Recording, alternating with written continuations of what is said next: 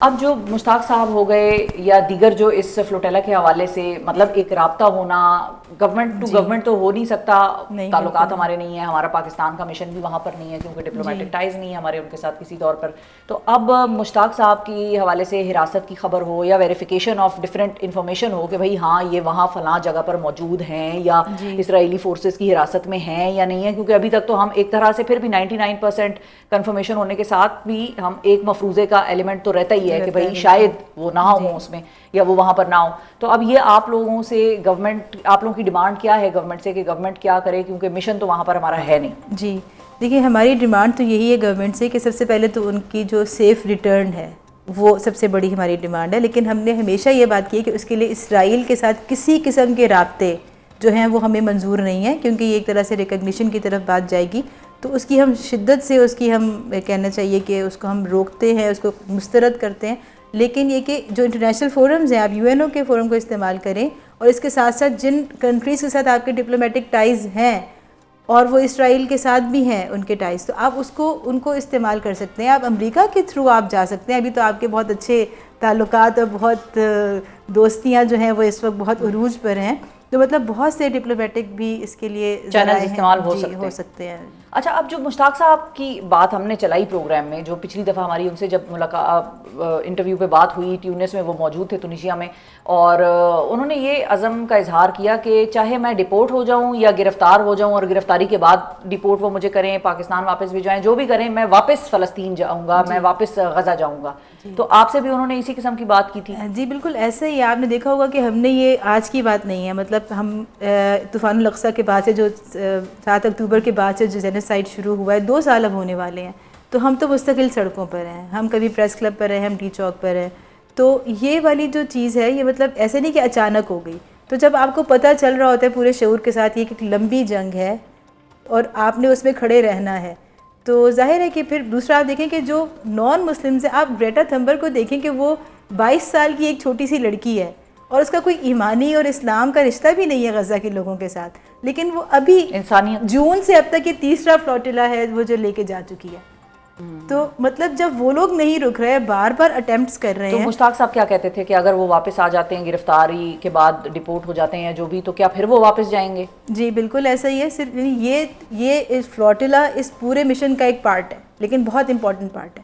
تو اس لیے ہم ہر محاذ پہ فلسطین اور غزہ کے لیے کھڑے ہیں، کھڑے رہیں گے. اور ہر محاذ پہ جیسے ہم اپنے پروٹیسٹ کی پالیسی ہم پیچھے نہیں ہٹے، ٹھیک ہے، اس طرح ہم کسی بھی حالانکہ آپ کی گرفتاری بھی ہو چکی ہے. جی میں بھی رہ چکی ہے. آپ کو پتہ ہے کہ ہم بار بار جو ہے وہ سارا کچھ برداشت کر چکے ہیں. تو ایک لمبی جنگ ہے اور ہم ہر محاذ کے اوپر غزہ کے جینوسائیڈ کو رکوانے کے لیے، فلسطین کی آزادی کے لیے انشاءاللہ. اور کوئکلی صرف میں یہ جاننا چاہوں گی کہ جن لوگوں کو ابھی بھی نہیں پتا کہ یہ فلوٹیلا کی جو جرنی ہے وہ کتنی چیلنجنگ تھی، اس کے حوالے سے مشتاق صاحب آپ کو کیا بتاتے تھے کہ یہ جو راستہ سفر پانی کا تھا یہ کیا ایکسپیرینس تھا، کچھ بتا سکتی ہیں لوگوں کو؟ مطلب دیکھیں کہ ہم لوگوں کو تو بالکل ہی ظاہر ہے کہ پاکستان کے شہریوں کو تو بالکل ہی عادت نہیں ہوتی نا سمندری سفر کی، وہ بھی اتنا لمبا سفر. اور ہم لوگوں کے ذہن میں تھا کہ شاید بہت اچھی شپس ہوں گی، بڑی شپس ہوں گی، لیکن جو پتہ چلا کہ وہ بہت چھوٹی سی کشتیاں ہیں. ہاں تو ظاہر ہے کہ بہت مشکل تھا. اور جب سے یہ لوگ روانہ ہوئے ہیں اس وقت سے بہت زیادہ سمندر میں موسم خراب ہے، مستقل اسٹارمز ہیں. جی کئی دفعہ تو رکنا بھی پڑا ہے.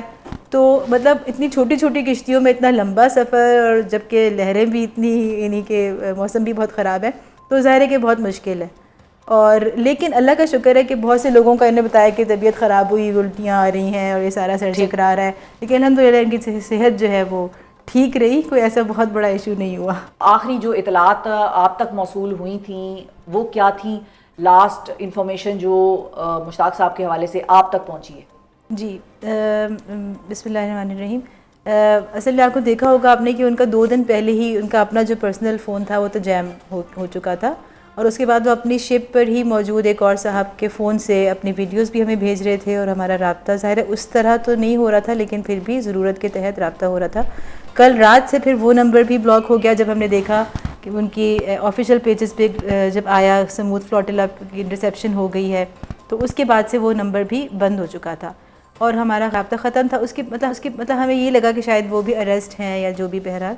تو رات کو بہت دیر سے تقریباً 3 بجے سے کچھ پہلے، آج رات جو ابھی گزری، تو ان کو ایک اور نمبر سے یعنی ان نون نمبر سے انہوں نے پھر مجھے کال کی. مشتاق صاحب؟ جی ہاں, اور انہوں نے یہی بتایا کہ انٹرسیپشن ہو گئی ہے, ہمیں بھی ہماری شپ بھی محاصرے میں ہے بالکل, اور اریسٹ شروع ہو چکی ہیں اور امکان ہے کہ بہت جلدی ہم بھی اریسٹ ہو جائیں گے. پھر اس نمبر پر ہماری ان سے 2-3 مرتبہ بات ہوئی, اور کال پہ بھی بات ہوئی اور وائس میسیجز بھی شیئر ہوئے, اور لیکن اس کے بعد کچھ دیر کے بعد وہ نمبر بھی بند ہو گیا. اب ہمارا اس کے بعد سے مطلب کسی قسم کا رابطہ نہیں ہے. اچھا, اور یہ بات آپ کو کیسے پتہ چلی کہ وہ اب اسرائیلی فورسز کی حراست میں ہیں؟ دیکھیں, ہم بالکل شیورٹی کے ساتھ اس کو نہیں کہہ سکتے تھے, کیونکہ ہمیں نہیں پتا تھا کہ ان کا موجودہ سٹیٹس. یعنی دوسرا جو ہمارے پاس ذریعہ ہے وہ گلوبل سموتھ فلوٹیلا کے جو آفیشیل پیجز ہیں, ٹریکر جو انہوں نے ڈالا ہوا ہے, اس سے آپ کو ہر شپ کا پتہ چل رہا ہے کہ کیا اس کا سٹیٹس جا رہا ہے.